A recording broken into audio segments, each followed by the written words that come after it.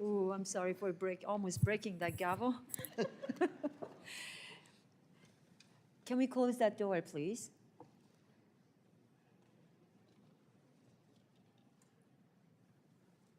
The Committee on Foreign Affairs will come to order.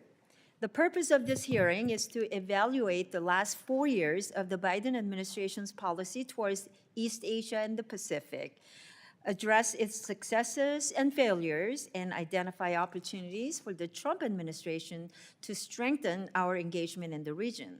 So let me now recognize myself for an opening statement. Again, welcome to East Asia and the Pacific Subcommittee's hearing entitled Missed Milestones, Evaluating the Last 4 Years in the EAP Region and Unseized Opportunities under President Trump. As we convene for the first hearing of the 119th Congress, our subcommittee must reflect on the past 4 years under the Biden-Harris administration. First, we must ask the tough questions that will help us chart the course forward and ensure that we address the region's challenges head-on, including where do we go wrong on China policy? Why have we failed to enact punitive measures against the Chinese Communist Party when it was clearly warranted? Do we effectively leverage our allies and partnership to raise greater awareness regarding regional issues? Have we successfully deterred China and North Korea from advancing their dangerous agendas? Have our economic engagement goals been aligned with the demands and needs of our partners? While the Biden-Harris administration's strategy toward China has been short-sighted in many ways, one thing has remained consistent across administrations. To engage effectively in the region, we must show up and work with our allies and partners. Take, for example, the U.S. relationship with South Korea and Japan. These two nations have put aside their long-standing and unresolved historical disputes to tackle shared regional threats, including Kim Jong-un's nuclear ambitions and Xi Jinping's military and economic coercion. This is a perfect illustration of how collaboration, despite differences, is not only possible, but necessary. And while progress has been made, this administration has tremendous opportunity to strengthen trilateral ties. No matter the changes in domestic policies, our engagement with South Korea and Japan, as well as with Quad and ASEAN partners, must remain steadfast. The threats posed by the CCP and North Korean regime are not going away. Neither should our commitment to these vital alliances. Second, we cannot allow the global economy to yield to the CCP standards, nor can we lose the confidence of our allies and partners in American economic strength. In my travels across the East Asia and the Pacific region, the message was clear and consistent that the United States is the partner of choice. But without substantial economic incentives, our allies and friends are being forced into deeper trade dependency on China and to accept Beijing's artificially cheap investment that always comes with a price.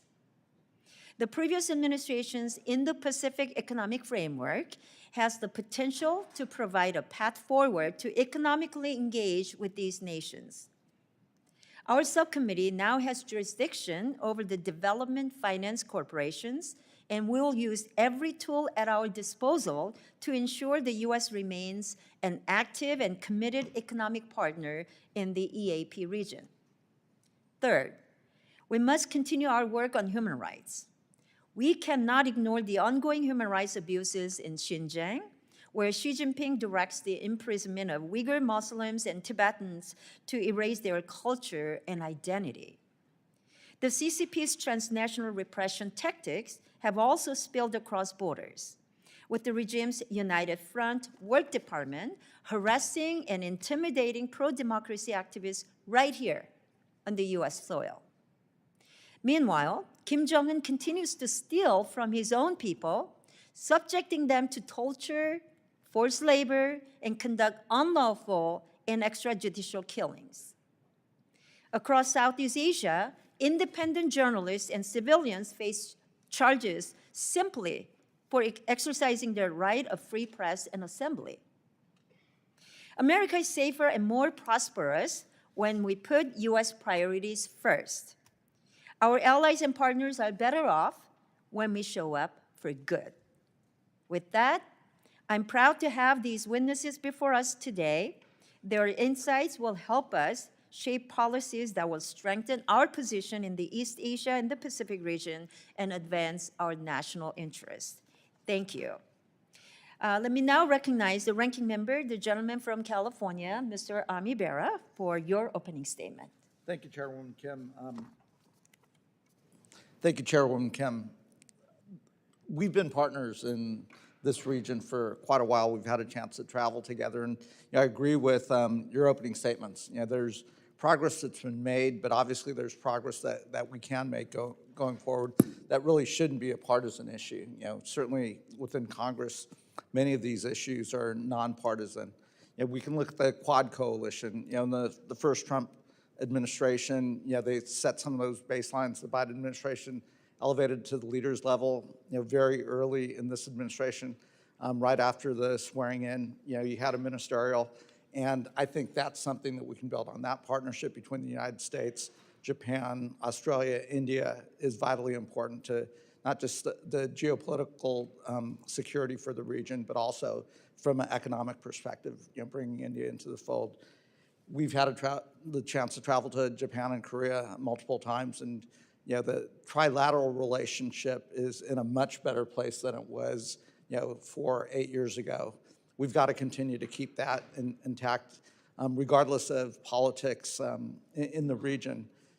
Certainly the bilateral Japan-Korea relationship is in a strong place, and we've got to build off of that. And we have a responsibility as members of Congress to continue that, but also support the administration in maintaining a strong trilateral. We look at in 2019 when I traveled to the Philippines, that relationship was in a very bad place. The Philippines was headed in the direction of China. Now under the Marcos administration, getting the Enhanced Defense Cooperation Agreement in place, I think there's a real opportunity with the Trump administration, again, to build on that. The Philippines are right back in our fold to have regular rotations and perhaps return to permanent basing and so forth there. I think that's a nonpartisan issue. That's something we can work on. I'm just returning from Australia and New Zealand in the region, and AUKUS Pillar 1 is going very well.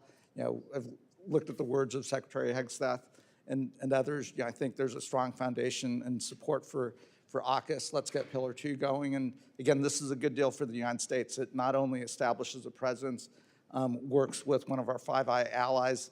The fact that Beijing is upset about AUKUS means we're probably doing the right thing. So let's keep doing it. Let's build off of that. And again, this will allow us to maintain naval superiority in the region at a time when we're watching very provocative actions around Northern Australia, between Australia and New Zealand from the Chinese. We've got to send a strong message that that is not okay in the 21st century, because that is how accidents happen. That is how wars get started. And again, the behavior that we see around there, or what we see in the South China Sea, and I know you've had a chance to see firsthand some of what's happening around in the Philippines. Again, we as the United States with our allies have to send a strong message that that's not okay. Now, if it had been up to me, we would have passed TPP a long time ago. Obviously, we find ourselves in a very different place. One area where I didn't see as much progress with the Biden administration was around trade, even digital trade, and we have agreements that we can build off of.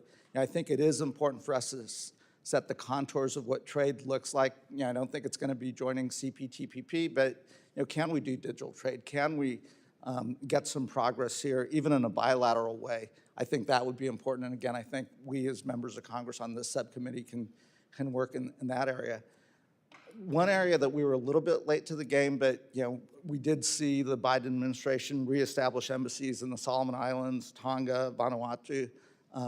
We saw important aid and development programs going there, and it's important for us to continue to support those investments that are not big dollar items, but when you talk about the people, we are the partners of choice, the United States, but we have to be there. We have to show up, because if we're not, the PRC can show up with bags of cash and demonstrate influence in ways that we don't do business. So working with our allies in Australia, New Zealand, the Japanese are showing an increased interest in the region. Those are all things that are nonpartisan. Those are all things that I hope to be able to work with the Trump administration on, and certainly with you, Madam Chairwoman, that I think we can work on legislation that keeps moving those relationships forward. And with that, I'll yield back. Thank you, Ranking Member. And I love the tone of bipartisanship, especially when it comes to EAP, Pacific Island region. And I cannot emphasize enough how important it is for us to show up and engage with our AP region. So thank you for that. I can look forward to continuing to work with you on this committee and beyond. Other members of the committee are reminded that opening statements may be submitted for the record. And we're pleased to have distinguished panel of witnesses before us today on this important topic. So let me introduce our distinguished panel. Mr. Zack Cooper, Senior Fellow at the American Enterprise Institute. Craig Singleton, China Program Senior Director and Senior Fellow at the Foundation for Defense of Democracies. And Richard Fontaine, the Chief Executive Officer at the Center for New American Security. The chair recognizes the importance of the issues before us and is grateful to have you speak with us, and look forward to hearing your testimonies and answering our questions. Your full statements will be made part of the record, and I'll ask each of you to keep your remarks or spoken remarks to 5 minutes or under in order to allow time for member questions. I now recognize Mr. Cooper for your opening statement. Thank you, Chairwoman Kim, Ranking Member Bera, and distinguished members of the committee. It's an honor to be here today, and I especially appreciate the bipartisan nature of your leadership on Asia issues. Despite changes in rhetoric, recent U.S. strategy in Asia has been remarkably consistent across administrations from both parties. In short, the United States has made progress with those countries that are most concerned about Chinese behavior.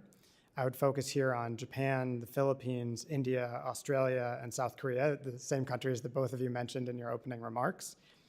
But we have struggled elsewhere in the region, particularly with countries across most of Southeast Asia. And they've been disappointed by uneven US engagement and inconsistent economic visions. These structural constraints, I think, are likely to continue over the next few years. And in my written testimony, I assessed the lasting impact of 5 different Biden administration initiatives on Asia. The first was continued cooperation with the Quad, the second, AUKUS security partnership, the third was the Indo-Pacific Economic Framework, the fourth was deepening of the alliance with the Philippines, and last, US-Japan, South Korea trilateral cooperation. And I think we can say that the Biden administration made real progress in many of these areas, but that we do have to rethink our approach to the region because much of the rest of the region is untouched by the efforts that we've made over the last decade or so. And so with these lessons in mind, I want to propose what I think are potentially 5 big ideas that the Trump administration and the Congress could take up over the next few years. So the first is a establishment of an allied defense arsenal effort, a major new defense industry partnership with allies taking the lead on military co-development and co-production of precision munitions and autonomous systems. The second I talk about in my written testimony is creation of an allied energy initiative to boost US energy production and exports to allies in Asia who are desperate for more reliable sources of oil and natural gas. The third is formation of what I would call a Taiwan contact group alongside US allies to provide Taiwan with the capabilities needed to bolster its military defenses and societal resilience in advance of a conflict. The fourth proposal is a trade deal with the Philippines to maintain our recent alliance momentum and avoid China being able to use its economic influence with Manila to undermine an absolutely critical strategic relationship for the United States.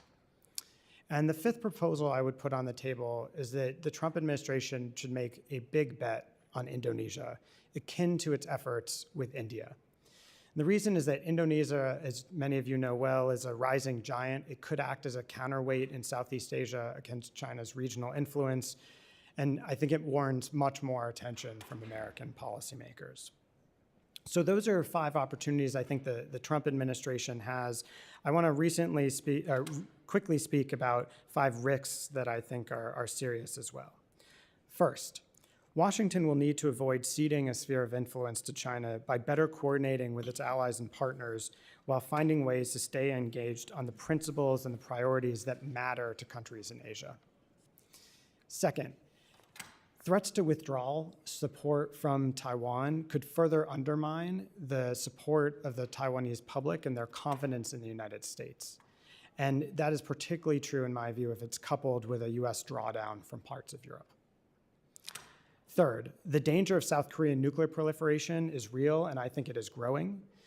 It is accelerated by concerns about the risk of US-South Korea alliance decoupling, and that will require new engagement from policymakers here in Washington. Fourth, as you know, AUKUS remains a bold and important idea, but I think we should be assessing the role that large undersea unmanned vehicles can play in bridging some of the capability gaps that are arising as we think about AUKUS over the next couple of decades. Fifth, American policymakers will have to reconsider their approach to Southeast Asia, particularly on trade and development, lest China continue to make significant progress across the region. So in conclusion, the United States remains vital to security and prosperity across the Indo-Pacific. I thank this committee for its remarkable bipartisan leadership on these issues over many years, and I look forward to your questions. Thank you, Mr. Cooper. Let me now recognize Mr. Singleton for your testimony. Thank you, Chairwoman Kim, Ranking Member Bera, and members of the distinguished subcommittee. Thanks for inviting me today. I'm pleased to offer policy insights from the Foundation for Defense of Democracies, a nonpartisan research institute where I serve as a senior fellow. Over the last 4 years, the Biden administration sought to stabilize relations with Beijing through sustained diplomatic dialogue and relatively restrained responses to myriad Chinese provocations. On paper, this approach aimed to avoid a bilateral breakdown. In practice, however, it did amount to diplomacy without much deterrence, emboldening Chinese Communist Party Chairman Xi Jinping to test our resolve at nearly every turn. Indeed, rather than reducing tensions, these well-intentioned diplomatic overtures paradoxically fueled Xi's worst impulses, enabling Beijing to expand its surveillance, ramp up its maritime assertiveness, and deepen its ties to other authoritarian regimes at next to no cost. During Biden's tenure, Chinese spy balloons entered US airspace with little consequence, while hacking campaigns, Salt, Volt, and Flax Typhoon, targeted senior American officials and sensitive networks with barely a public rebuke. Even as Beijing dramatically intensified its incursions around Taiwan and in the South China Sea, Washington's focus remained on rapid de-escalation. If left unchecked, this dynamic risks encouraging Chinese overreach, raising the specter of miscalculation or worse, war. Today's predicament evokes lessons from the late stages of the Cold War, when Washington's misguided embrace of so-called peaceful coexistence inadvertently prolonged the Soviet system's survival, treating it as an immutable juggernaut rather than one vulnerable to sustained external and internal pressure. By minimizing accountability for Chinese espionage, coercion, and violations of international norms, we risk reinforcing Beijing's conviction that its revanchist ambitions need not be curbed. A new Trump administration and the 119th Congress can move beyond mere coexistence with China, if for no other reason that the US and China embody fundamentally incompatible systems and ideologies. Simply put, today's contest cannot end in stalemate. The United States must ensure its model prevails. Moving beyond mere coexistence, a bold yet realistic aim, does not require an explicit bid for regime change. Rather, Washington should push Beijing onto an unsustainable path where credible deterrence, targeted economic pressure, and principled diplomacy expose the structural flaws of Xi's Marxist-Leninist framework. By holding out the prospect of genuine concessions on issues like trade, we can force Beijing to confront the spiraling costs of continued hostility, potentially hastening the CCP's own unraveling if it refuses to alter course. Ultimately, time is on our side if we choose to make it so. Chief among the measures Congress should consider are robust outbound investment screening and bans, accompanied with enhanced export controls and targeted sanctions to deny Xi access to both U.S. capital markets and critical technologies for military-civil fusion. Credible, proactive threats of punitive action if China crosses red lines over Taiwan or in the South China Sea reinforce that brinksmanship will be met with real enforcement. Meanwhile, Washington must support beleaguered democracies on the front lines of Chinese coercion. HFAC can champion streamlined foreign military sales and leverage presidential drawdown authorities for Taiwan, ensuring swift delivery of defensive systems and asymmetric capabilities without bureaucratic delay. A leaner, meaner, more focused foreign assistance regime centered around strategic infrastructure, digital governance, and anti-corruption programming would also deny China a foothold in critical ports, curb risky 5G networks, and strengthen partners' resilience to Chinese coercion. By demonstrating that America remains both principled and reliable, we fill aid gaps that Beijing might otherwise exploit. Finally, by insisting that allies, including Taiwan, invest more in their own security, the U.S. can spread the financial load while preserving its leadership role. This flexible transactional approach aligns with the President's America First ethos. It rewards partners who step up while denying Beijing easy wins. Rather than striving for a fragile equilibrium in the Indo-Pacific, Washington must create an overwhelming deterrent that renders any attempt at forcible reunification or broader regional domination prohibitively costly. No such deterrent exists today. By shifting from passive coexistence to purposeful competition on America's terms, we can challenge the illusion of stability that has emboldened Beijing. This decisive posture, rooted in assertive reprisal rather than reflexive de-escalation, may pave the way for a new era of enduring leadership in the Indo-Pacific and beyond. On behalf of the Foundation for Defense of Democracies, I thank you again for inviting me to testify today. Recognize Mr. Fontaine for your opening statement. Chairwoman Kim, Ranking Member Bera, distinguished members of the subcommittee and staff, thank you for having me here today. From the outset, the previous administration identified China as its top priority and the Indo-Pacific as the region most deserving of its greatest attention. It had a number of notable successes, but it also left key opportunities unseized. And so the Trump administration, along with Congress, can and should build on the foundation laid over the past 4 years. In the diplomatic sphere, the Biden administration elevated the Quad to the leaders level and coordinated an ambitious effort to supply COVID-19 vaccines to Southeast Asia. It demonstrated greater American engagement with the Pacific Islands, including a summit with leaders in Washington, new diplomatic outposts, as Representative Bera said, renewing the compacts of free association. President Biden hosted the ASEAN leaders at the White House as well, stepped up high-level diplomacy with what is perhaps the Indo-Pacific's most contested region. All these were positive diplomatic steps.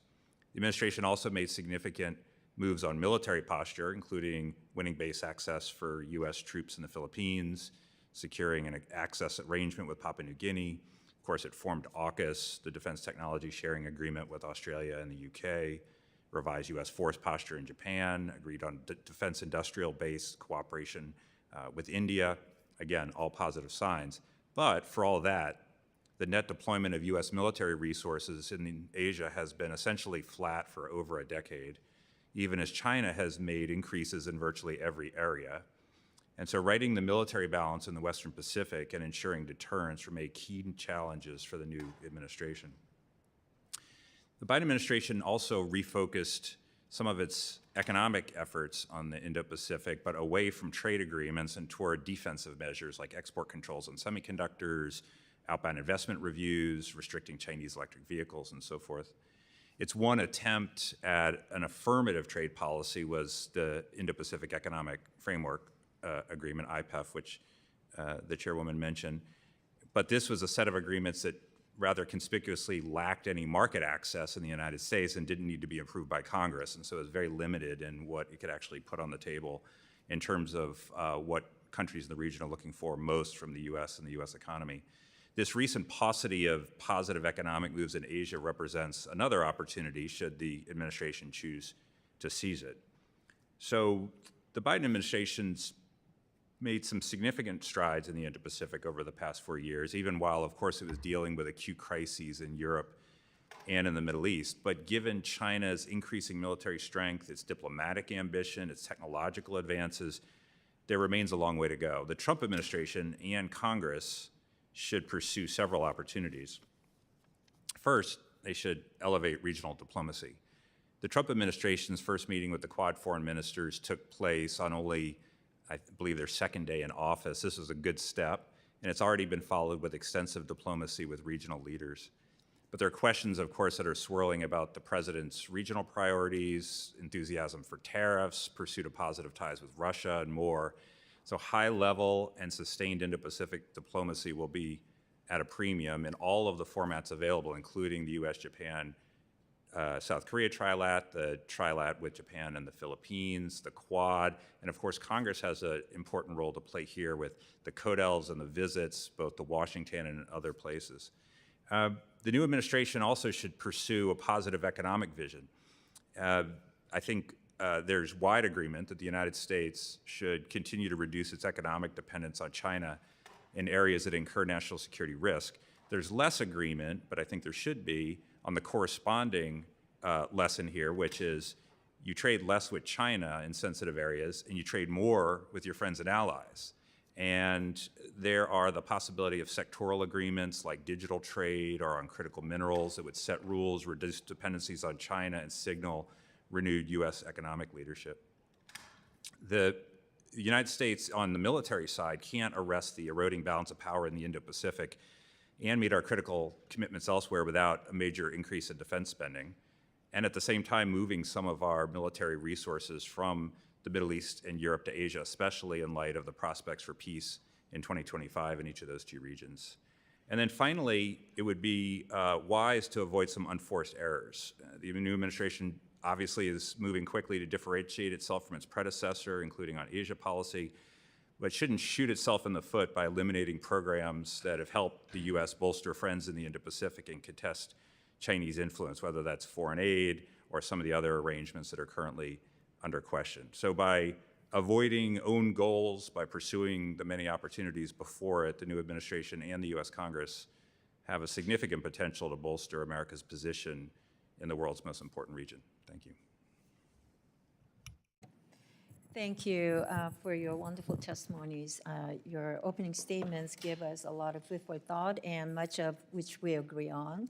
We all talked about how it is important for U.S. to show up to the region, to build that stronger relationship with our allies and partners. And also, some of you also mentioned our ability to keep up with our defense capabilities. So I want to start my questioning on that note. Allies like Korea and Japan, they have taken steps to assist the U.S. defense industrial base, and Korea's Hanwha Systems is acquiring Philly shipyards to bring shipbuilding experience to America. And Japan has already committed $1 trillion, I wish it was more, in investment to assist the U.S. with emerging technologies. And our partners are also looking to co-produce and co-develop with the United States. So we need to ensure that these collaborations align with our security interests and industrial capacity without compromising our American innovation or competitiveness. So the first question, I think I want to, Mr. Singleton is not listening, so let me wake you up.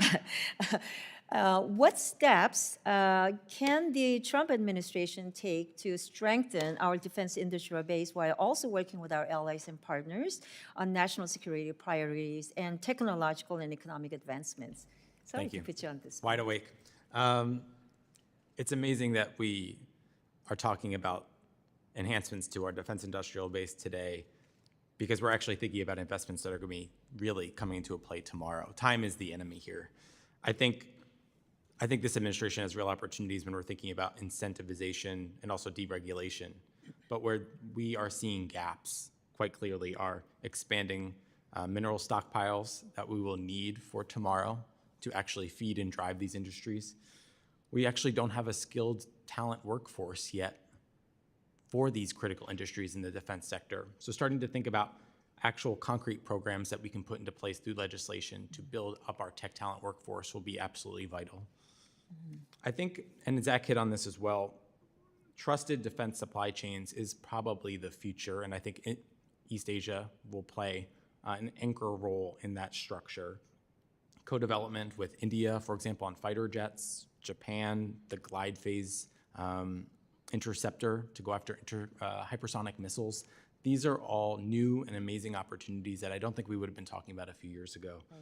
Ultimately, a lot of that will be advanced through memorandums of oral commitment, memorandums of understanding, and just simple, clear-eyed engagement throughout the region. And so I think there's no shortage of opportunity here as we think about these defense supply chains. And it was actually Secretary Austin, I think, who really laid the groundwork for this last summer. And this is an area where this administration can really proceed. Thank you, thank you. On the economic engagement, Mr. Cooper, our ASEAN partners continue to request market access, and we talked about that.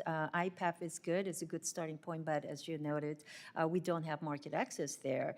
So market access to the United States is what our ASEAN partners are asking, but trade appetite in Washington is severely limited.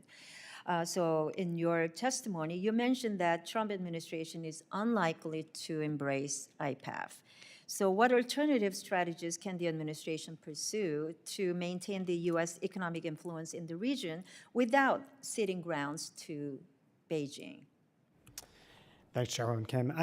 I think the only answer then for the Trump team is to think about bilateral arrangements, since that's very clearly their preference, that are strategic in nature and absolutely critical to the United States. And so that's why, for me, focusing on the Philippines initially is probably the most critical factor. You know that, of course, we've got this Luzon economic corridor, which we are trying to do with Manila. And if that doesn't go forward, it will call into question our ability to use Philippine bases and other facilities in the event of a crisis or conflict. And so I think we're going to have to connect our economic interests with our strategic interests to make that logical chain clear for both this administration and, of course, for the Congress as well. Thank you. Mr. Fontaine, do you want to chime in on that? Since IPAF does not provide market access, how can we incentivize more American companies, private sector engagements in the region? You know, we talked about that a little bit, but chime in.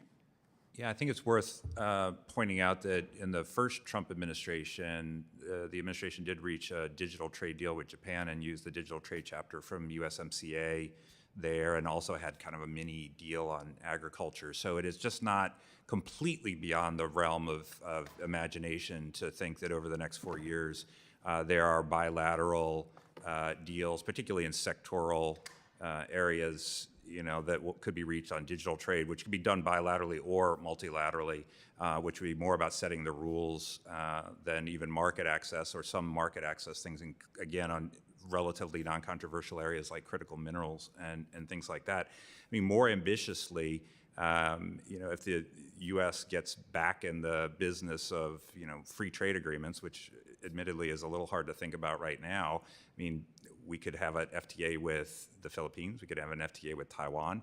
I mean, the centerpiece of, you know, the ill-fated TPP was essentially a U.S.-Japan free trade agreement. And so, you know, if we could politically get back to those areas, the sky is kind of the limit for what would be possible on policy grounds. Thank you very, very much. Let me now recognize Ranking Member Bera for 5 minutes of questioning. Thank you, Madam Chairwoman. I'm always going to be the optimist. And yeah, I think we can always increase our economic ties. But in the short term, I think there are some things that we can build off of. You know, Mr. Fontaine, you touched on the importance of critical minerals and, you know, some of the rare earths that where we are overly reliant on a single source, in this case, Beijing, and we know that how they use economic coercion. We've seen a taste of it, but it could get worse if there's a real escalation in conflict. The Biden administration had put in the Mineral Security Partnership. You know, we've engaged in conversations with our allies in Japan and Korea, and this is not an area where we're necessarily in competition because we all need these supplies. And yeah, I'd be curious, from a congressional perspective, and then, working with the administration, if we can work with our allies. Obviously, the Australians want to develop this industry, maybe a little bit more expensive than China, but again, for our security concerns, it's a way of, working with Australians, Malaysia, Vietnam, other areas where we strategically could go into these areas. I think that's the right approach at this point, is going in and developing these new markets, and even going into Africa and working in some of these places and having presence. Yeah, I think that's exactly right. And of course, on the critical minerals, you have both the sourcing and then the processing. And so you have to solve both of those. Otherwise, if you're dependent on China for one or the other, then you haven't solved your problem. But that said, there are a number of countries in the Indo-Pacific and around the world that both have sources and some which should be the places where processing takes place. So the U.S. should be in the business of reducing barriers to that kind of trade in critical minerals, and potentially looking to our other tools of economic policy, through the Development Finance Corporation or, some of our aid programs and things like that, in order to incentivize private sector activity in these places. So again, I think the mantra should be, yes, trade less with China in areas of national security concern, and trade more with our friends and allies in those very areas. Mr. Cooper, do you want to add?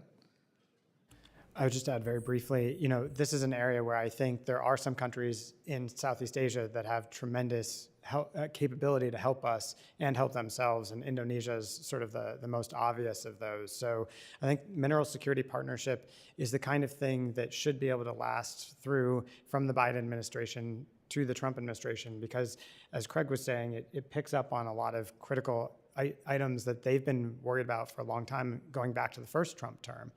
But I think we've got to figure out which partners we can work with in Southeast Asia or elsewhere in the region. And for me, Indonesia would be the logical first partner to think about. Right.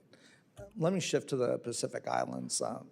Large economic zone, big playing field, smaller populations.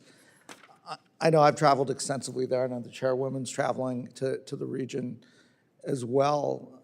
And when I look at recent elections, I was in the Solomons, was in PNG, the public seems to still want to move towards the West and so forth, but I really am concerned when it comes time to form a government, just Beijing's influence, and we don't have to get into the details of it, but things that we're not going to do. It's not how we do business, but you talked about corruption, Mr. Cooper. When it comes time to form governments, the governments are not necessarily moving in our direction. And I think we've got to come up with some tools on how to counter that influence. And if you want to talk about that, Mr. Cooper, and then if the others want to add something. Yeah, Ranking Member, just a brief remark, which is, I think we've had a number of wake-up calls, and every time we say it's a wake-up call and then we don't really wake up. First was Solomon Islands, then we were worried about Vanuatu, now it's Cook Islands, and every time we say we've woken up, and then every time there's another Pacific island that does a deal with China that we didn't see coming. I think the Trump team should get a lot of credit for, in the first term, putting a lot of effort into the Pacific Islands, right? I think we have to make sure that they maintain that focus now. There are a lot of distractions around the world, and the Pacific isn't the easiest place to maintain focus, and we haven't done that consistently over years. So I think we've got to use the Cook Island situation now as another wake-up call to focus our minds. Having just been in Auckland last week, obviously that's of concern. I think how we may approach it as Congress is working with Australia, New Zealand, and Japan's showing a increased, like, how do we share the burden? How do we, even the French, pulling the French in as well. Mr. Fontaine, if in the last few. Well, you just made the point that I was going to make, which is that we've got friends in this enterprise. So we're not going to do what the Chinese do and engage in bribery and state capture and things like that. We're going to have a different model and a different approach to engagement. But it has to be sustained, and it has to be a long-term effort. And ultimately, it's we don't want to see China get a foothold, certainly in security terms, in these areas, which would constrain our own freedom of action and that of our friends and allies. So if you start from that point and then look what are the tools that we have available to be able to influence and frankly to help these countries with their own sovereignty so that they're not ultimately undermined by Chinese activity, that is something that should appeal to these governments over time, and in that we can enlist friends like New Zealand and Australia. Thank you. Let me now go to the members' questioning session, and I'd like to first call upon Representative Moreland to ask your questions. Thank you, Chairwoman Kim. And I want to express my disapproval of President Biden's absence in the East Asia Summit during his tenure. The U.S. relationship with the Association of Southeast Asian Nation members is critical for the economic, political, and the defense of prosperity in the region. The President's participation in these diplomatic channels is essential to ensuring that the U.S. presence in Asia remains constructive, visible, and lasting. Partnerships such as the AUKUS Alliance or the Quad organization have greatly enhanced the overall security of the Indo-Pacific. Now, despite their significance, the United States' overemphasis on defensive measures has alienated potential allies and support. The East Asia Summit and other ASEAN-sponsored discussions are opportunities for the U.S.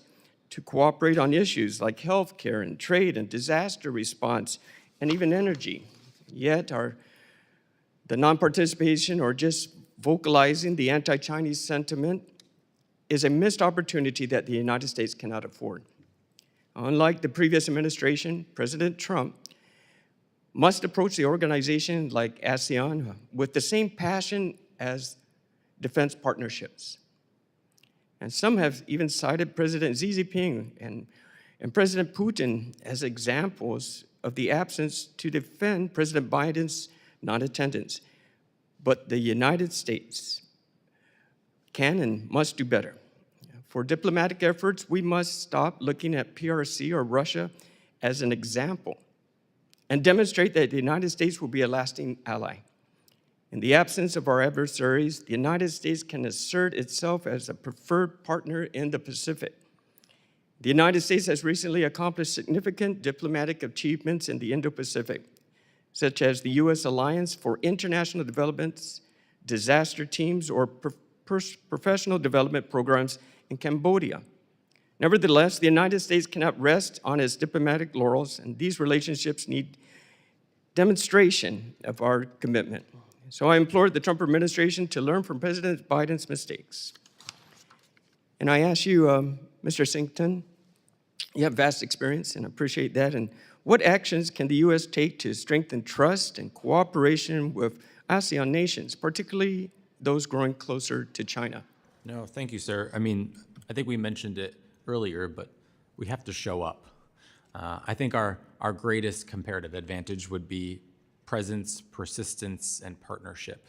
And the region isn't opaque. They make clear to us directly what they want from us. And I think there are transactional opportunities that benefit both sides. I think talk of market access, talk of economic engagement is the missing link today. And most countries in the region are deeply concerned about their reliance on China for key critical supply chains. They're concerned about Chinese companies relocating into their markets. And those dependencies and the weaponized interdependence that comes with them is concerning. I think the biggest signal that the president can make, though, is by simply having consistent outreach to countries in the region, hosting them here, deepening people-to-people ties, showing up. Chinese leader Xi Jinping does it quite well. The Chinese operate a vast diplomatic presence across the region. I think we have real opportunity here to actually show up on the ground and demonstrate what we're willing to bring to the table. Thank you. And briefly, Mr. Fontaine, you spoke about the coordination the Biden administration accomplished with Pacific Island countries. In what areas should the Trump administration build off these initial success? There's several. Well, one is to, of course, sustain the diplomatic engagement by having established the embassies in Solomons and Vanuatu and Tonga, and the China Solomons security agreement was, as my colleague said, a big wake-up call, but then we get additional wake-up calls after additional wake-up calls, and so to sustain the diplomatic engagement there is one aspect of all this. I come back just on trade. I mean, these are very small economies and all of this. But one of the great advantages the United States has is the big economic market, and to provide access to that economic market, particularly for countries who, it's going to be almost a rounding error in terms of their economic relationship with us, is another big advantage. And then, again, working with these countries in combination together with Australia, New Zealand, Japan, and other bigger countries, including from a little bit further outside, in order to demonstrate a vision which is not the U.S. would like to dominate the region instead of China, but rather this is about your own independence and sovereignty and ability to make your own sovereign decisions, and we want to support that as opposed to what China has on offer. Thank you very much. Thank you to the panel. Madam Chair, thank you. Thank you. Let me now recognize Representative Sherman for your 5 minutes of questioning. China's been on the rise ever since, at the beginning of this century, we gave them permanent most favored nation status. I was there at the time, and they told us it would increase the trade deficit by $1 billion. They were off by 4,000%. I would point out that the vast majority of Democrats voted against that action, and we did so under pressure from a Democratic president who turned out to be wrong on this one issue. And I would hope our Republican colleagues will take note of this. Perhaps your proudest hour will be an occasion where you say no to a Republican president. We now have this enormous trade deficit with China. I would point out that it is considerably larger under Trump 1.0 than it was under Biden. And that was particularly true in the pre-COVID years of the Trump administration. So while Trump talks about how other countries are eating our lunch, they ate our lunch and our dinner under the first Trump administration. Now, one issue we have is Americans investing in Chinese stocks. Now, China wants to encourage its people to invest in their stock, and they provide tax incentives for doing so. But they're careful to make sure that no citizen of China gets an incentive, a tax credit, for investing in American stocks. But we have a capital gains allowance where we provide many hundreds of millions of dollars in subsidies to benefit Americans who invest in Chinese stocks. If any of you think that that's a good idea, could you raise your hand? I'm not seeing. But what's surprising is I only got one Republican co-sponsor for my bill to take away this subsidy for investing in the Chinese economy. And I would hope that we would do a lot better in this Congress. You'll have to stand up to billionaires to do that, because billionaires think they should get a tax incentive for everything, even being Benedict Arnold when it comes to where they invest their money. I think you pointed out how some of the small countries in the Pacific are rounding errors when it comes to trade. It's even more of a rounding error when it comes to aid. I believe that the special, the House Select Committee on the Chinese Communist Party unanimously and in a bipartisan way called on us to fully fund USAID. Now, American soldiers, including my father's friends, died in the Pacific over the very islands that would be of great strategic importance if, God forbid, we ever ended up in another war with a major Asian power. Raise your hand if you think it made any sense for us to stop all aid to the small islands in the Pacific as we did just a week or two ago when we froze all USAID? Again, I'll say that no hands went up. The Solomon Islands, where so many Americans, Marines, died, we had a $21 million economic support arrangement with, and we've stopped that. And even if we started again, we've proven ourselves to be unreliable. A $95,000 aid program to the Cook Islands, and we stopped that. It's tragic. Now I'll point out one other thing. we've got China making these debt trap loans where they loan money and there's no way that the project will pay it back. Should we encourage nations that are a victim of this to simply not pay China back? Does anybody agree with that or disagree? Should Sri Lanka be writing well, so I'll point out that we in effect force these countries to pay back because we allow our credit rating agencies and our lenders to treat a country as if it's a bad credit risk because they fail to pay China back. I would say that we ought to turn to countries and say, don't give China your port, give them your middle finger. And then you'll still be able to borrow from Europe, from the United States, and from the international community. And with that, my time has expired. I recognize Representative Barr for your 5 minutes of questioning. Thank you, Mr. Singleton. Thank you for recognizing the COINS Act, the outbound screening legislation from the last Congress that I worked on. And I do agree with you that we do need legislation to address capital flows into China, especially to Chinese entities of national security concern and technologies that threaten our national security as well. Last Friday, President Trump issued an executive order titled American First Investment Policy and issued a national security memorandum that was in large measure aligned with the principles of the COINS Act. He said in conjunction with that release, we will adopt new rules to stop U.S. companies from pouring investments into China and stop China from buying up America, allowing all of these investments that serve American interests, meaning that it's exactly the right policy. It's the America First policy. Red light to investments that compromise our national security, but allow those investments that actually advance our interests.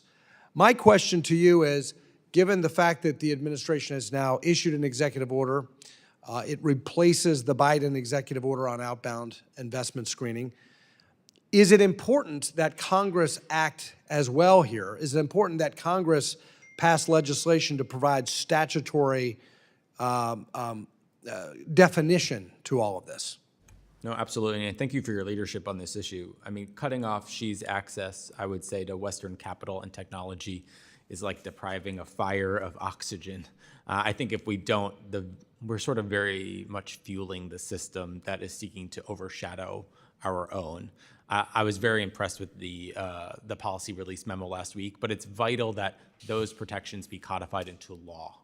In many respects, the memo released last week goes a little bit farther than COINS by identifying new sectors, including biotechnology, which I would argue is the next semiconductors, where we need to be hyper vigilant about capital flows. But I think what's captured in the COINS Act is exactly the right pitch perfect moment. There's bipartisan consensus. I know it was a long road to get there, but I think at this point, it's the best hope for right now. Yeah, and thanks, Mr. Singleton, for recognizing that the Treasury White House release is slightly different than COINS, and we've actually been reaching out to the administration asking for interagency technical assistance. We want to incorporate that into the release of COINS 2.0.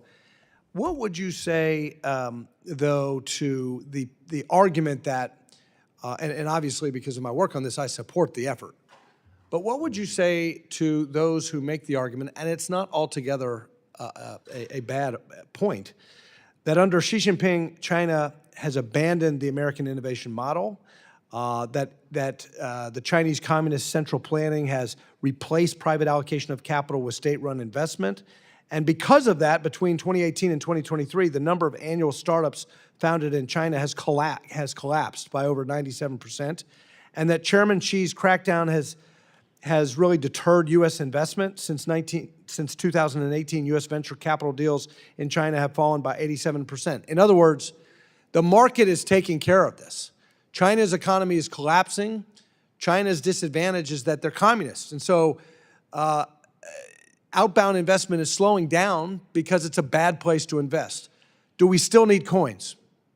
Do we still need an investment screening tool? No, absolutely. I mean, Xi Jinping is his own worst enemy, and his economic stewardship has led China to where it is today, which is on the point of economic collapse, quite frankly. I think what we have to do is protect American capital, American investors, and American technology, and institute through law common sense guardrails that ensure that American capital isn't flowing into the very technological sectors that are being used to fuel Chinese military modernization. And I think that linkage between the military and the civil, particularly as it relates to investment screening and bans, is essential, if for no other reason that just because China's economy is suffering today doesn't mean that they can't recover tomorrow. Well, I agree with you, and I agree with President Trump on his executive order. Look, it's true.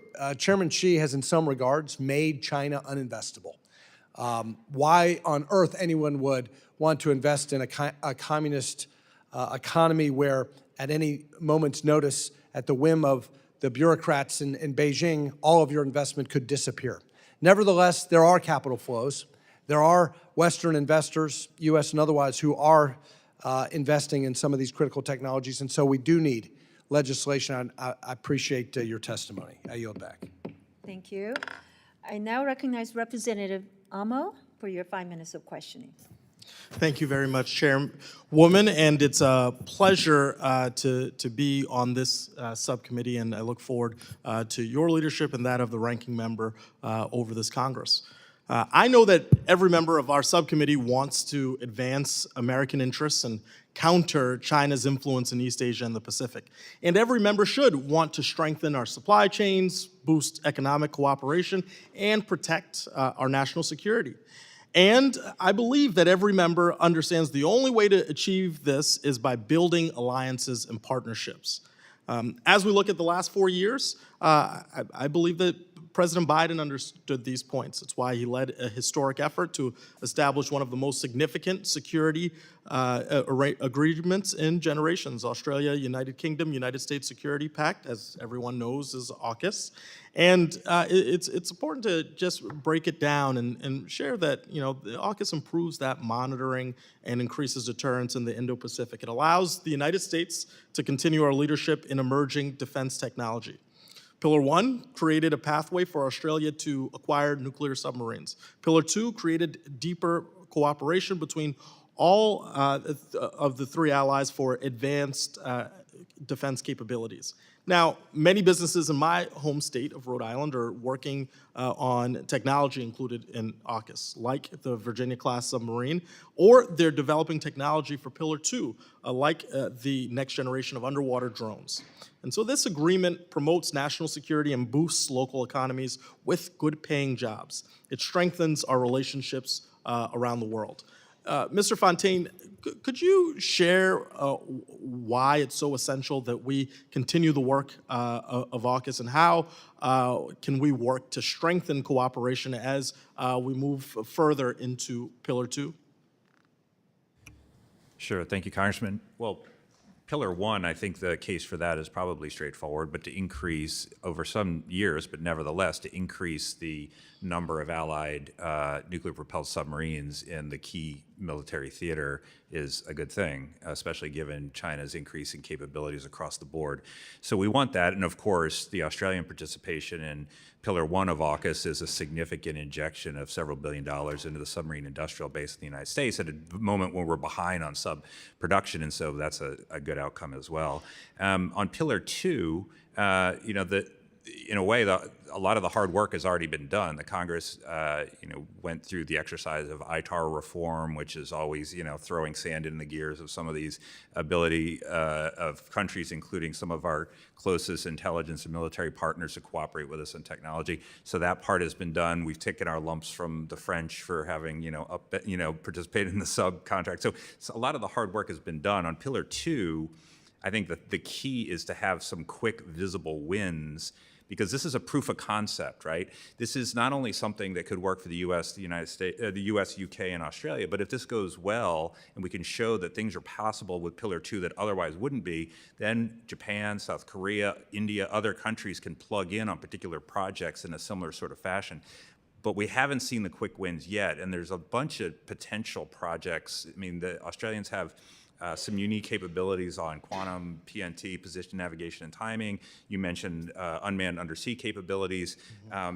In a matter of months, 12 months, 18 months, 24 months on the back end, not years, to show some quick wins on Pillar 2 would give some serious momentum to AUKUS, and I think demonstrate its utility to everybody. And I greatly appreciate your point of emphasis on growing partnerships. And I'm hopeful that, after the past 36 days of the Trump administration, that the administration will demonstrate that they value these partnerships, that they understand the value therein. Because, we've seen questioning our transatlantic alliances, we've seen foreign aid freezes, and we want to lower the temperature and ensure that our friends around the world aren't going to question our commitment to our values. And jeopardizing those would be a problem too, proceeding as we should in AUKUS. And so, it is my hope that that we don't have an absence of American leadership, because if that is the case, China will take advantage to fill that vacuum, reaching out to our allies and partners, being more of a threat in the Indo-Pacific, and doing the work to really combat our values, our sense of our leadership in the world. And that's a message that I think we can all agree on. With that, I yield. Thank you very much. Let me recognize Representative Wagon for your 5 minutes of questioning. Talofa lava, and good afternoon. Thank you, Chairwoman Kim and Ranking Member Bera, for holding this hearing, and thank you to the panel for testifying today. As you may be able to tell how I'm dressed, I am a Pacific Islander and represent the beautiful territory of American Samoa, the only United States soil south of the equator. So this hearing is especially important to me as we are discussing my home, the Pacific. I want to highlight some recent developments in the Pacific Islands. Within the past 3 weeks, both independent Samoa and the Cook Islands have signed major agreements with China. Unfortunately, I don't have a map here, but independent Samoa is my neighbor, 60 miles to the west. Cook Islands are my neighbor to the east, along with Kiribati. My home district is now surrounded on 3 sides by countries that have signed major economic and security deals with China. And since this hearing is on opportunities for the new administration, what are actions that President Trump and Secretary Rubio can do to counteract China in the Pacific Islands? And I'd like all 3 of you to answer, please. Well, we talked earlier about potential trade opportunities and things like that, and there's also the aid aspect of this. As we were discussing before, the amounts of aid are relatively small that go into these countries when you look in the grand scheme of the amount of foreign aid that the United States has provided to countries all over the world. But it makes a big difference there, and we frankly are in a competition with China for influence. I think what we don't want to see is exactly what you described, where we have sovereign U.S. soil surrounded on 3 sides by countries that wish to be closer to China economically and certainly security-wise. So to use the various tools in our toolkit on aid, on trade, on diplomatic engagement, on security support and things like that, those are the things that can make a difference. But again, it has to be sustained. We have to demonstrate that this is not just a kind of epiphenomenon where we are suddenly interested in the Pacific Islands and we develop some initiatives and then they start to fade in a couple of years. We have to sustain these efforts over a long period of time. Congresswoman, I would just add briefly, I think it's absolutely critical that the United States explain not just to policymakers, but also to the American people why this is in the American interest. And those of us in the think tank community probably have our work cut out on that issue. But I think it's actually pretty clear.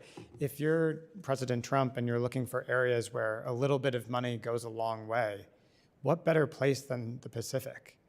Relatively small populations that are desperate for greater engagement from the United States. Sometimes they're not even looking for a lot of money, right? Sometimes it may just be a little bit of diplomatic engagement, right? Opening embassies in some places that's relatively cheap. And the strategic logic is extremely clear. And anyone that's read their history knows why that's the case. So I think the challenge we're going to have is that some of these ongoing programs, I think, are probably paused at the moment. And so we're going to have to explain both, to the American people, but also to some people within the government, why these are so critical and why spending a little bit of money now in these areas is absolutely important in the long term. No, I would agree with everything that's been said, and just add on that beyond the deal with the Cook Islands, we also saw live fire drills around Australia this week.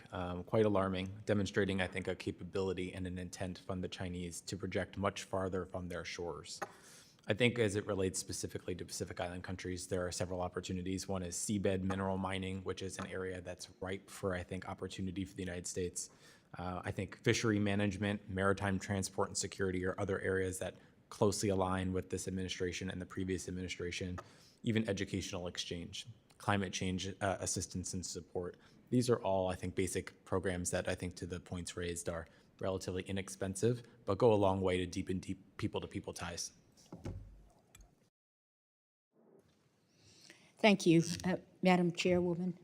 I yield back the balance of my time. Thank you. I recognize Representative Castro for your 5 minutes of questioning.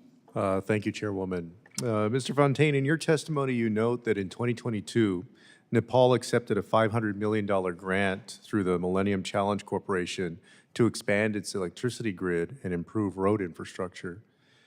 China and their supporters in Nepal fought hard to try to prevent this. They argued that Nepal was making a mistake in working with the United States, and I'm glad that they were unsuccessful in their argument.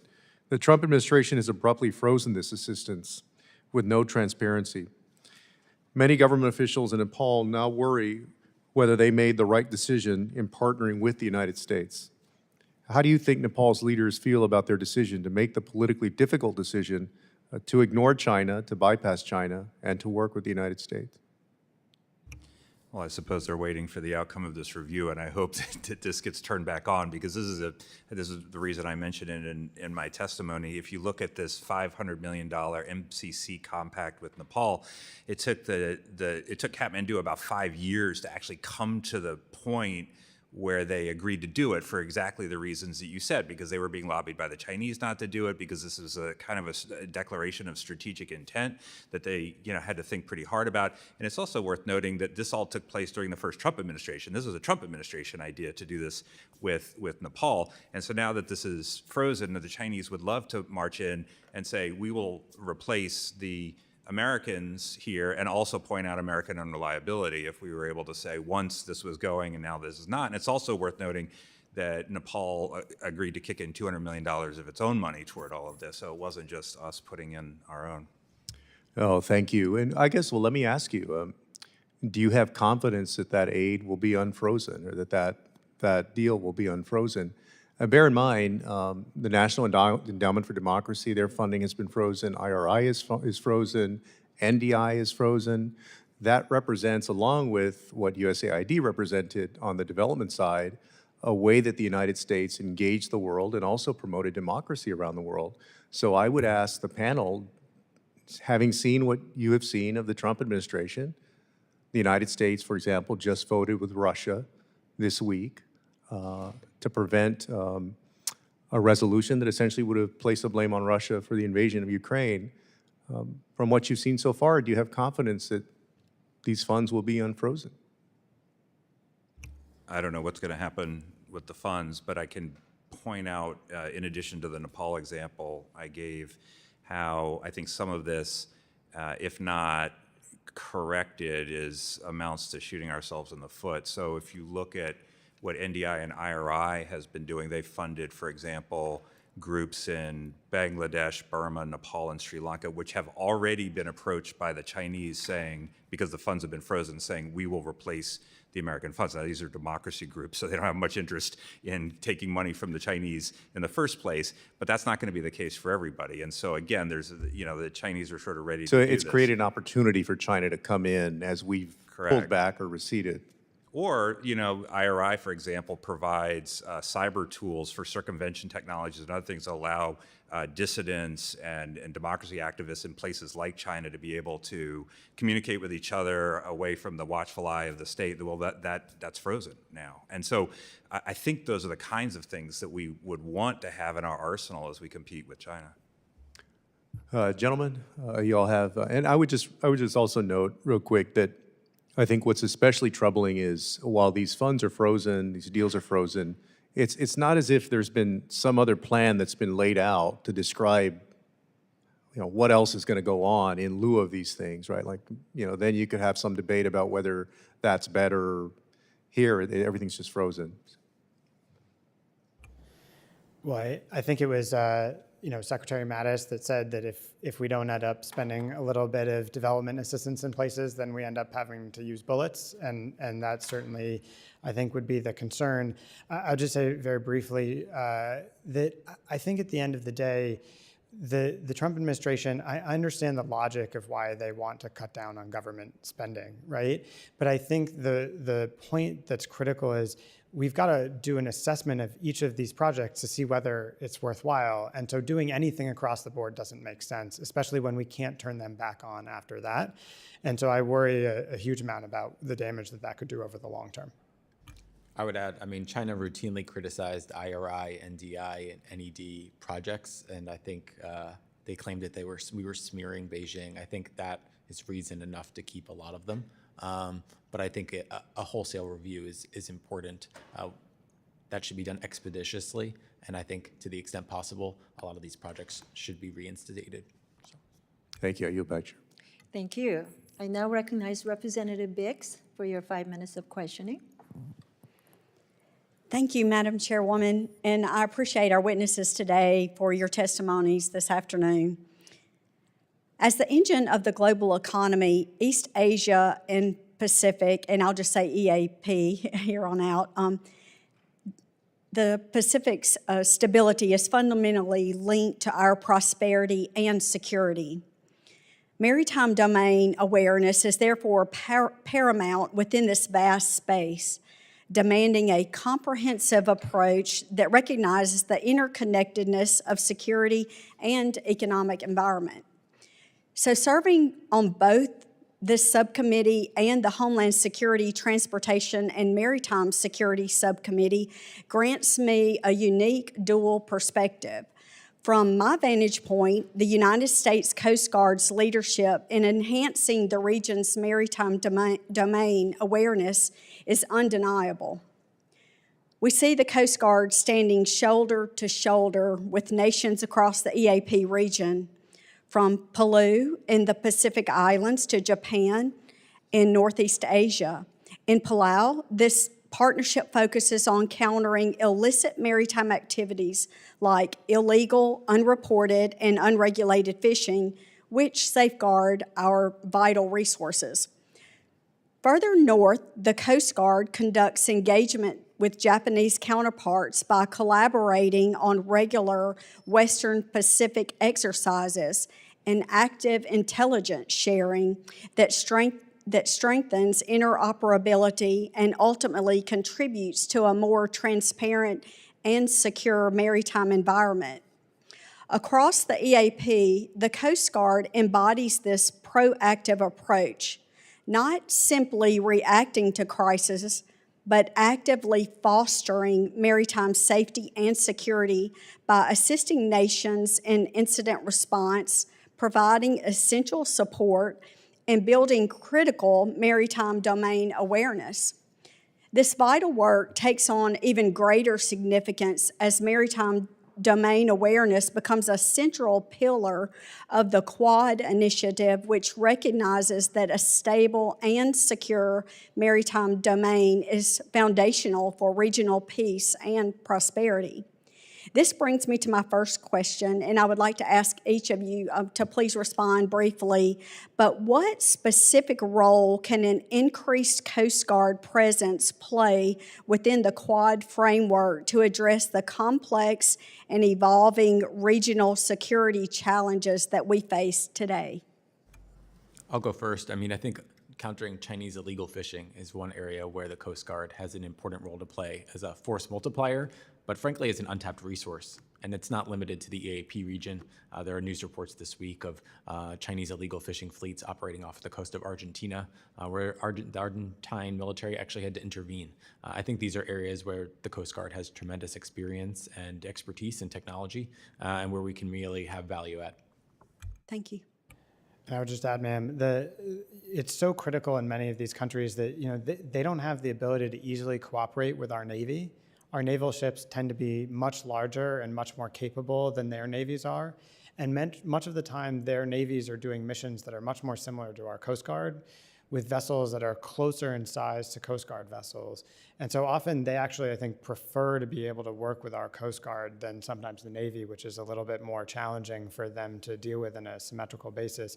So I think there's tremendous interest across the region, really not just in the Pacific, but the whole region, in having a much greater U.S. Coast Guard presence. Thank you. I guess just violently agreeing with my colleagues. I mean, I think the appetite for greater maritime domain awareness by the countries in the region is almost unlimited. I mean, they don't have the capabilities often to understand the environment themselves, and by plugging into activities and information gathering activities that the United States does, especially through the Coast Guard, that's a major service that the United States can provide, and ultimately is good for us, because it's not just about fending off China, and it's about illegal fishing, but it's also piracy and humanitarian response and natural disasters and things like that. If there's an area to do more, there's been some activities through the Quad and things, but the more of the southern reaches of the Indian Ocean are particularly not well defined in terms of maritime domain awareness, and so that would be an obvious region in order to an obvious region to look for if we wanted to do more. Thank you. My time's up. Thank you. I recognize Representative Olszewski for your 5 minutes of questioning. Thank you very much, Madam Chair. I'll just echo the sentiments of my colleagues earlier about how grateful I am to be serving on the subcommittee on East Asia and the Pacific. It is rewarding and gratifying to see the level of bipartisanship already being displayed both on this side of the dais, but also some of the unanimity from our witnesses today. So thank you all for taking the time to be with us. Look forward to working with you, Chairwoman Kim, Ranking Member Bera. Thank you for leading the way in that work as well.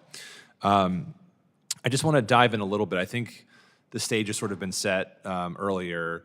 I loved, Mr. Cooper, your comment about what better place than the Pacifics to sort of make these small investments for big return, small amounts of diplomacy for big return. I really appreciate you all sharing the concern about damage over the long term. I appreciate your candor in the uncertainty as to if or when or which pieces of aid might be restored, but that are also critical. I guess just taking a slightly different look at it is, can you, one or several of you, speak briefly to the fact of, now that aid has been stopped, are we seeing, and to what degree are we seeing China step in? Do you have any specific examples or data that you can share in terms of what we're seeing now that that aid has dried up? Well, I gave a couple before, but on Nepal, certainly the potential demise of the MCC compact with the $500 million compact with Nepal gives China an opportunity, which it has been attempting to make political and economic inroads in Nepal for a long time. And then, the other specific examples were on, the freeze in the availability of cyber tools that are provided through IRI and in particular to dissidents in places, including inside China, and able to communicate safely and securely. Those are frozen now. That would obviously give the government of China an opportunity. And in, at least my understanding is that partners of both IRI and NDI in Burma, Bangladesh, Nepal, and Sri Lanka have been already approached by China to say, if the Americans won't fund you, we will. So those are a few specific examples. Can I just add a broad point to build on Richard's, which is, if you look at polling data across Southeast Asia, the data has not been great for the United States over the last 5 years. it showed a decreasing confidence in continued American engagement. And unfortunately, that's true from both of the last two administrations. Now, I think if you overlap that with what you're just talking about, Congressman, that it's just going to accelerate these questions about whether the United States is really a reliable partner. And unfortunately, that's happening at a time that China's already making even more inroads and building more influence in parts of Southeast Asia and the Pacific and South Asia and elsewhere. So I worry that this is reinforcing trends that were already occurring in the region. And so if we're going to reverse those trends, not only do we have to turn the money back on in most cases, we're also going to have to think of new ideas and new proposals to add to that. So I think it's not just a question of stopping the damage. We also have to reverse the momentum and put some ideas on the table ourselves.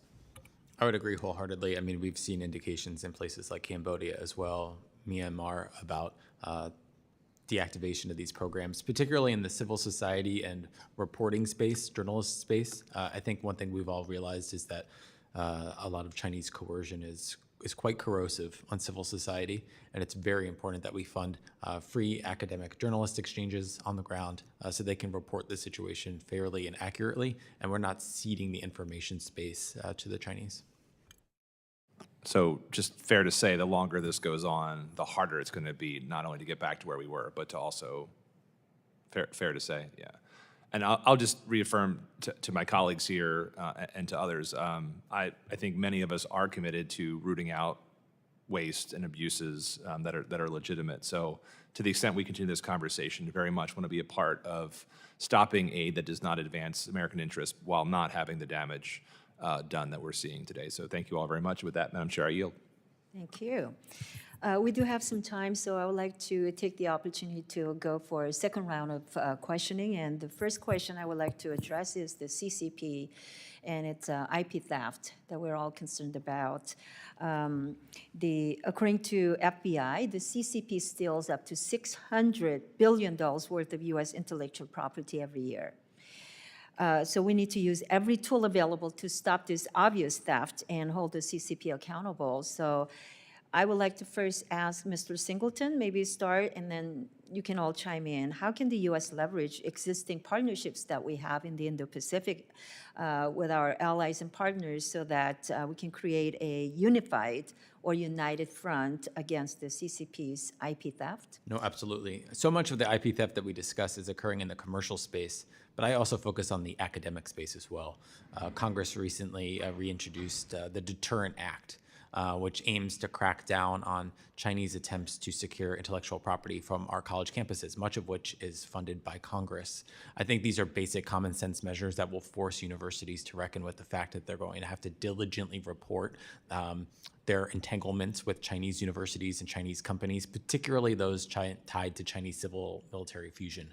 I think that's probably one key area where partners and allies are on board with rigorous academic partnership screening. It's an area where other countries, including Canada, are actually ahead of us. I think we have a lot to learn, but this is an area where I think you're going to see broad agreement and recognition that we have to close those loopholes beyond the corporate IP theft that we see every day.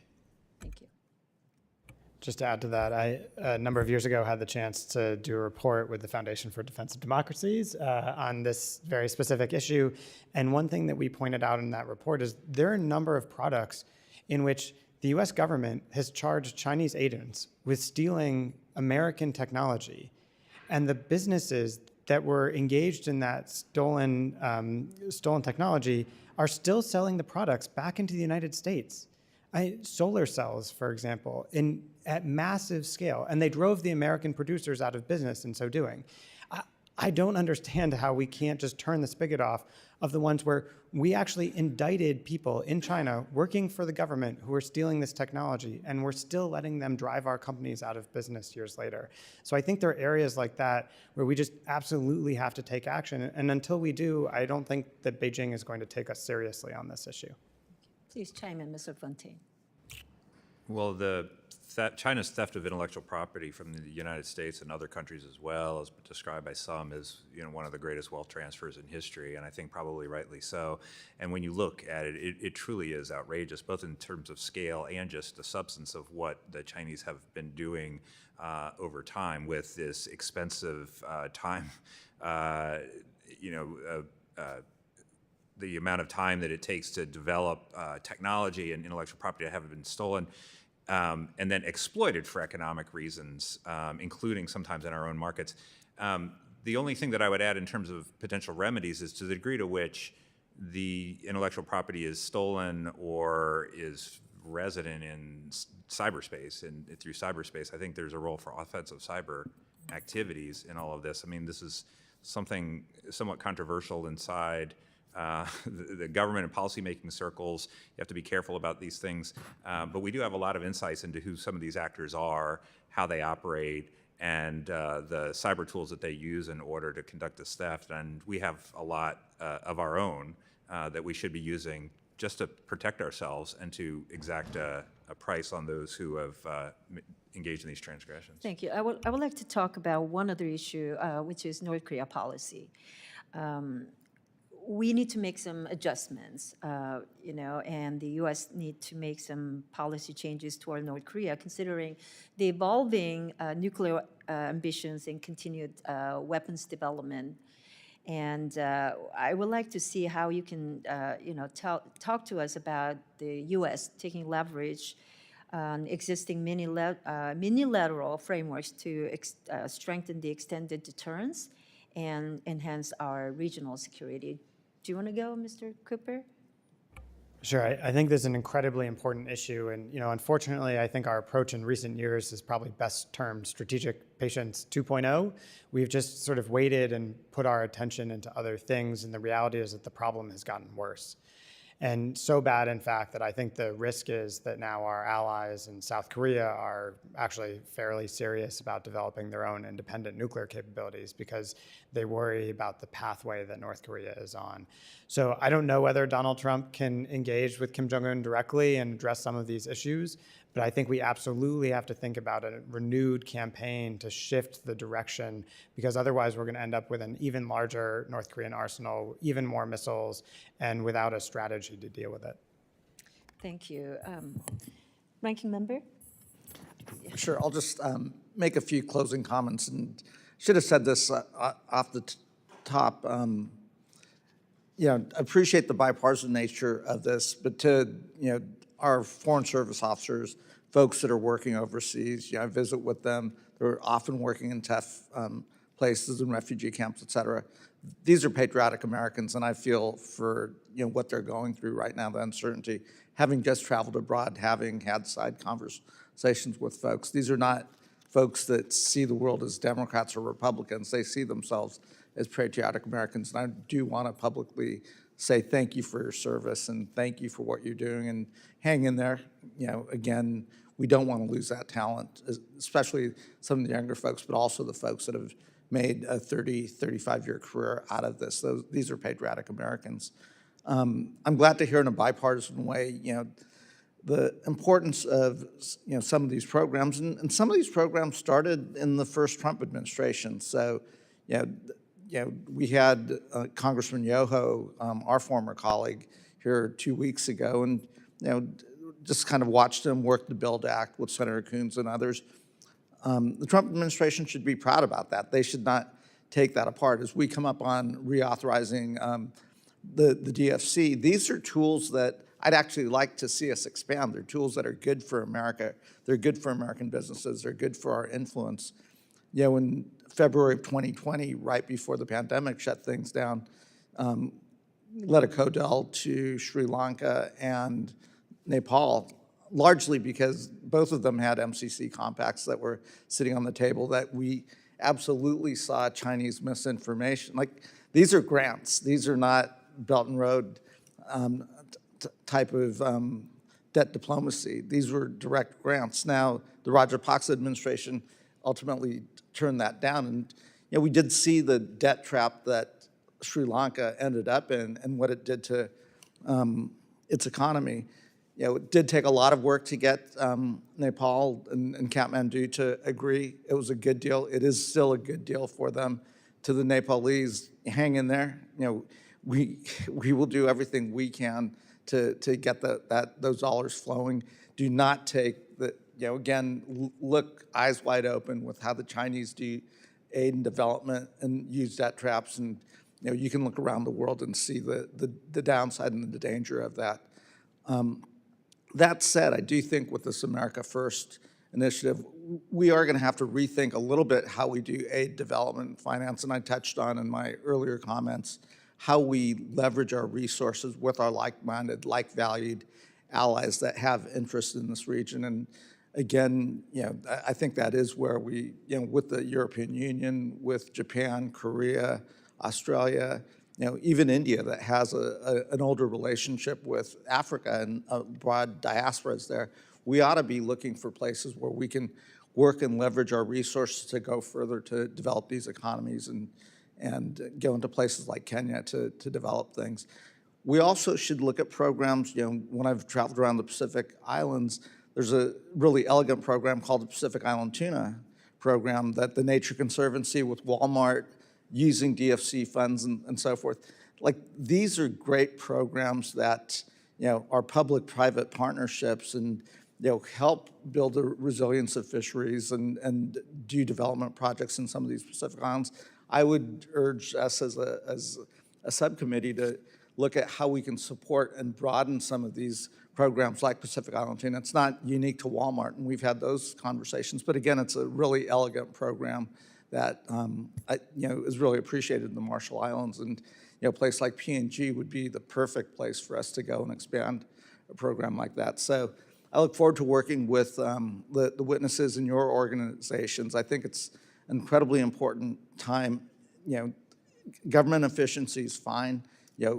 Looking at programs and how we bring these programs to the 21st century is fine. But as we come out of this initial period of disruption, I think it behooves all of us as Democrats, Republicans, academics, and the think tank community to say, okay, what would the right aid and development programs for the 21st century be like? What would the right strategy be? How do we partner with our allies and others to create that 21st century that we really want to see? So it'll be different than the past, but what's that future,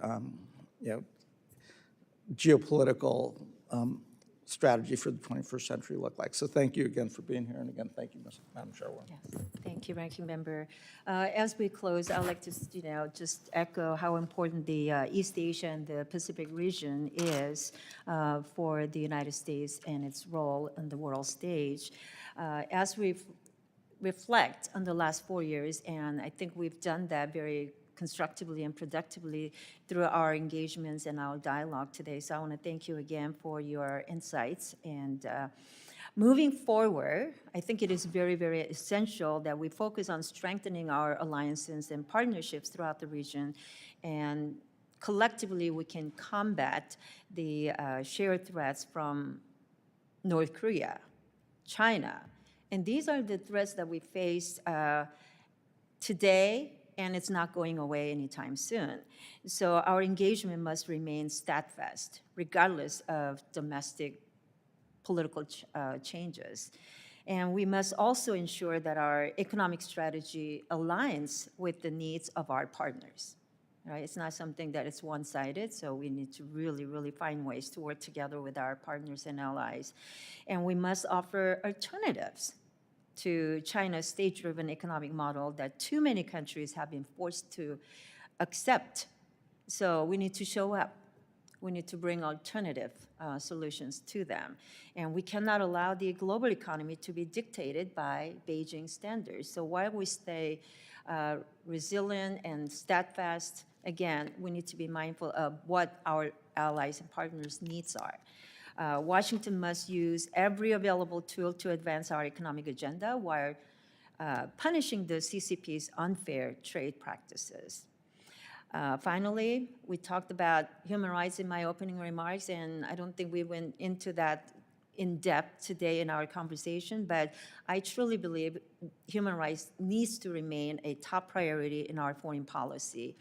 and the Chinese Communist Party's repression, both at home and abroad, demands our action, our attention, and we need to be steadfast in that area as well. So as we look ahead, we already recognize there are several significant opportunities for the U.S. to strengthen its influence in the region and to secure a future that reflects our values and our interest.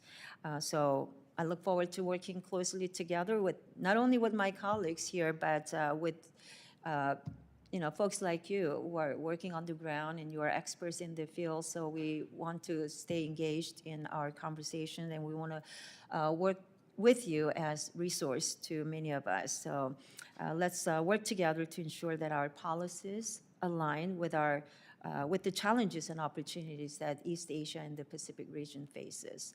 With that, I want to thank you again for joining us. The committee stands adjourned.